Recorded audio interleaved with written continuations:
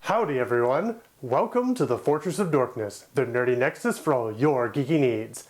I'm your host, Christian Katatafish Villarreal. We're heading down under on Cliff Notes for a look at DC Comics' resident asshat, Captain Boomerang. Not to be confused with Captain Shinglefro, George Digger Harkness swung into comics in 1960 with issue 117 of The Flash, and quickly became a member of the villainous Rogues and eventually the Suicide Squad. Being rude, racist, and sexist, his Suicide Squad psychological profile stated that he was the most well-adjusted member of the team, being perfectly content with who he is. But he was an unprincipled sociopath with little to no moral sense of right and wrong. Yeah, sounds about right. An expert in hand-to-toss combat, Captain Boomerang's weapon of choice should be obvious.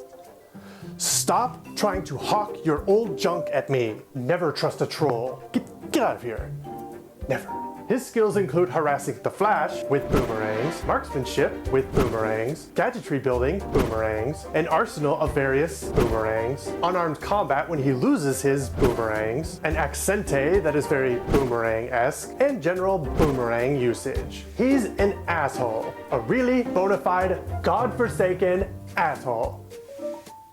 With boomerangs. Born as the illegitimate son of American toy giant W.W. Wiggins, Harkness's lovable Australian mother raised him with a stepfather who actually hated him. In spite of this, George assumed that this man was his real pappy. Turning to a life of crime in his youth, because what other origin story would a criminal have, he used his skills with a boomerang to rob from the rich and give to himself. So let me get this straight. Not a gun, or an arrow, or even a blow dart. He just tosses a curvy piece of wood. I just heard that out loud. Can we strike that? Eventually, his mother sends him to Central City to his real father, after his fake father kicks him to the curb. What a guy. Under the guise George Green, Harkness is enlisted by Papa Wiggins to promote his highly original new toy, a boomerang. And in what could be overly analyzed as grossly symbolic, his father dubs him Captain Boomerang. Not him. Thank you. It is then that he returns to his criminal ways, which garners the attention of the fastest man alive. Digger tricks the Flash into thinking he was impersonated and that a spokesperson such as himself would never commit such a terrible deed. He then knocks the Flash unconscious, ties him to what he dubs the rocket boomerang, and launches him into space. Boy, that escalated quickly. The Flash obviously returns and promptly defeats him. Many uneventful years of perpetual assholery go by, except for that one time Digger and the Flash both became human boomerangs. What the Anyway, we come to DC Legends. We already covered that, so for more details on the event, click the linky winky. During the event, Amanda the Brawler Waller recruits Boomerang into the new Suicide Squad. He's brought in to take down Brimstone with the rest of the team, but he realizes he was just brought in to be cannon fodder, so he hightails it. Yet after he's attacked by Darkseid's forces and is held to be publicly executed, he threatens to expose the squad on TV, which forces the Wall to come tumbling to his rescue. See?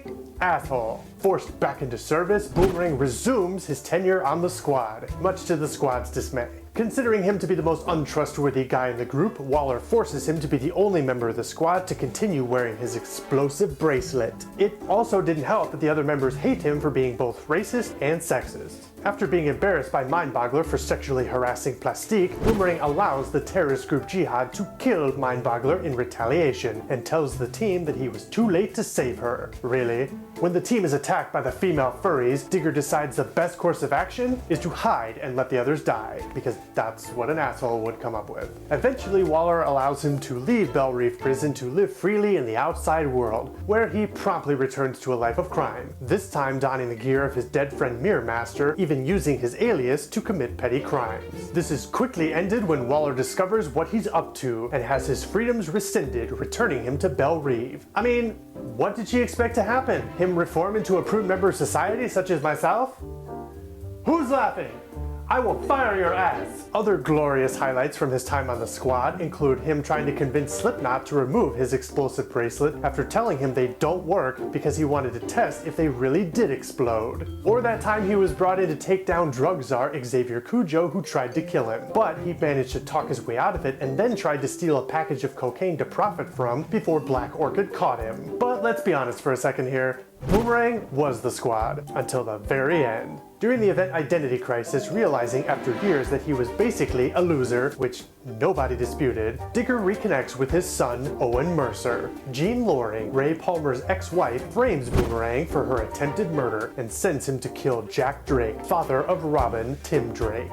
Jack and Harkness end up killing each other, and Digger's son Owen takes over for dear old dad. That is until Brightest Day, when the White Light resurrects him and 12 other heroes and villains. To get his life back completely, he is given a task: throw a boomerang at the hero Dove. How creative and obviously challenging for a man of his talents. He learns at this point that he can manifest boomerangs because of his exposure to the Black Lantern ring. Curvy pieces of wood for everyone! In his new 52 incarnation, he is still a member of the Suicide Squad. They just can't catch a break. This time, however, he's a double agent for Amanda Waller. If you can't tell, this guy is a grade A jerk. Everybody hates him, good or bad. Even his friends, the Rogues, don't like him very much. George has made appearances in various DC live action and animated television series. His big screen debut came in the form of Jay Courtney in 2016's Suicide Squad, where he notably snuck a sip of the nectar of the gods. These are important facts, people. Facto importante. In a confusing turn of events typical of competing comic publishers, Marvel Comics also has a boomerang-touting Spider-Man villain named Boomerang. The 60s was the height of creative naming. Am I right? For those wondering, Captain Boomerang predates Marvel Comics Boomerang by 6 years. That's all we have for today. Leave your zany Australian hunting opinions down under. Please like, subscribe, and follow us on our social media, or we'll loop around and get you in the back of the head. This has been Cliff Notes on the Fortress of Dorkness. I'm Captain America, and always remember, never fear the dork up here.